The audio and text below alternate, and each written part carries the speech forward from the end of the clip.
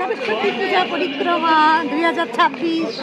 শুনেই তো ফেললেন আজকে ভিডিও হচ্ছে কি নিয়ে, সরস্বতী পূজা পরিক্রমা 2026। তো চলেন শুরু করি। আমরা পূজা দেখা শুরু করলাম বয়রা পূজা খোলা থেকে। আমরা এই মন্দিরে অঞ্জলি দিলাম। আমরা 11টার দিকে বের হইলাম, বের হয়ে এখানে ফার্স্টে অঞ্জলি দিলাম। দেন দেখলাম এখানে প্রচুর ভিড়, আমরা ফার্স্ট ব্যাচে দিতে পারি নাই, সেকেন্ড ব্যাচে দাঁড়ায় তারপরে আমরা হচ্ছে অঞ্জলি দিলাম মাকে। তারপরে গেলাম হচ্ছে আমরা 250 বেডে, অর্থাৎ খুলনা মেডিকেল কলেজের পূজা দেখতে। ওইখানে প্রত্যেকবারই বড় করে পূজা হয়, এই যে পূজার প্যান্ডেল, এদিকে আবার সেলফি বুথও করছে, বাইরে গেটও করছে এবং ভিতরে হচ্ছে এই যে বসার জায়গাও আছে। আর পিছনে হচ্ছে ওই যে মায়ের প্রতিমা, এই যে মাও চলে আসছে আজকে। মা আর আমার গেট আপ হচ্ছে এমন। তো অনেকদিন পরে কুল খাচ্ছি, সরস্বতী পূজার আগে এবার কুল খাইনি, এই সরস্বতী পূজার সময় কুল খাচ্ছি। এই যে কুল খাচ্ছি এবার এই প্রথম খুলনা মেডিকেলে বসে আছি। যেহেতু মা সরস্বতীকে না দিয়ে কুল খায় না, তো ভগবানকে দিয়ে যে কোনো কিছুই খাওয়া যায়, বাট এবার এবার হচ্ছে মা সরস্বতীকে দেওয়ার পর তারপরে হচ্ছে আমি কুল খেলাম, এর আগে খাওয়া হয়নি। আগে বিগত বছরগুলোতে মাঝে মাঝে খেয়েছি, মাঝে মাঝে খাইনি। এটা হচ্ছে যে মা সরস্বতী খুলনা মেডিকেল কলেজের। তো সেখান থেকে আমরা বের হয়ে চলে আসলাম হচ্ছে এবার যাব আমার ক্যাম্পাসের পূজায়। তো সরস্বতী পূজা মানেই খুলনায় একটু পূজা দেখতে বের হবো, ক্যাম্পাসের পূজায় যাব, এটাই এই কয়েক বছর হয়ে আসতেছে। তো এটা হচ্ছে আমার ক্যাম্পাসের অর্থাৎ কুয়েটের প্রতিমা। তো এবার মাকে এত স্নিগ্ধ লাগতেছে, এই পুরা গয়নাগাটি মুকুট সবকিছু শাঁখারি বাজার থেকে স্টুডেন্টরা নিজে পছন্দ করে চয়েস করে নিয়ে আসছে। এবং মায়ের শাড়ির সাথে মুকুটের কম্বিনেশনটা এত ভালো লাগছে, পুরা স্নিগ্ধ। এবং এই যে দুজন পুরোহিত দেখতেছেন, এরা কিন্তু কুয়েটের স্টুডেন্ট। এখানে নিজস্ব পুরোহিত মানে কুয়েটের স্টুডেন্টরাই পূজা করে থাকে। মায়ের পূজা হয়েছে, এই যে এরপর সবাই ফটো সেশন করতেছে, হোম হলো এবং হোম হওয়ার পরে আরেকবার অঞ্জলি হলো, আমরা তখন হচ্ছে অঞ্জলি দিলাম। এবং এরা হচ্ছে 20 ব্যাচ এবং 20 ব্যাচই হচ্ছে এবার ফাইনাল ইয়ার। তো ওরাই এবার আয়োজন করছে এবং সবাই একসাথে সুন্দর করে ব্লু কালারের পাঞ্জাবি পরছে।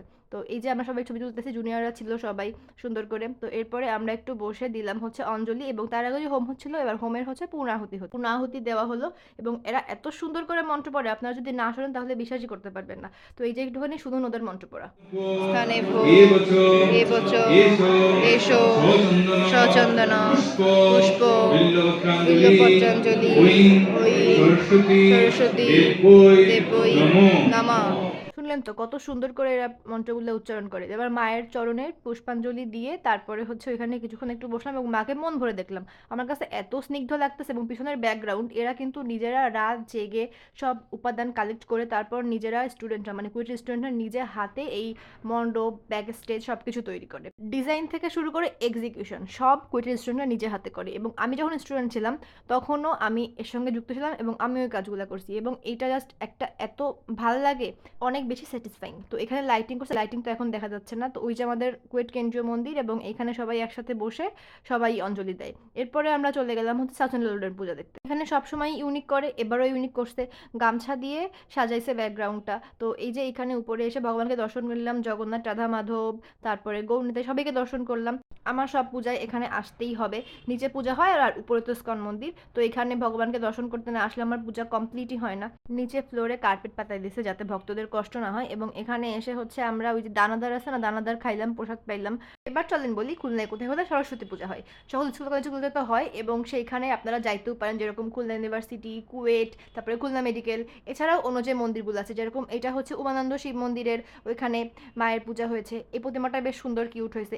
এছাড়া আরও একটা কিউট পূজা আছে যেটা হচ্ছে নিহারিকা বয়েজ ক্লাবে মানে থানার মোড়ে পূর্বালী ব্যাংকের অপোজিটে, ওইখানে একটা পূজা হয়, সেখানে ওরা এবার এই পূজাটা করছে। এবং এইখানেও দেখেন মায়ের বিগ্রহটা কি সুন্দর এবং চারিদিকে কি সুন্দর করে সাজাইছে, মানে এআই দিয়ে এক ধরনের ছোট ছোট কিউট করে করে বানায় না, সেভাবে আর কি দুইটা থিমে ককশিট কেটে ওভাবে করছে এবং মায়ের বিগ্রহটা ওইভাবে বানাইছে। এখানে যে হাঁসটা, এই হাঁসটা অনেক বড় এবং মায়ের বিগ্রহটাও অনেক বড়, সামনাসামনি দেখলে অনেক উঁচুতে, তো তো অনেক বড়ই লাগতেছে। এটা কিন্তু ককশিটের না, এটা কিন্তু মাটি দিয়ে বানানোর প্রতিমা।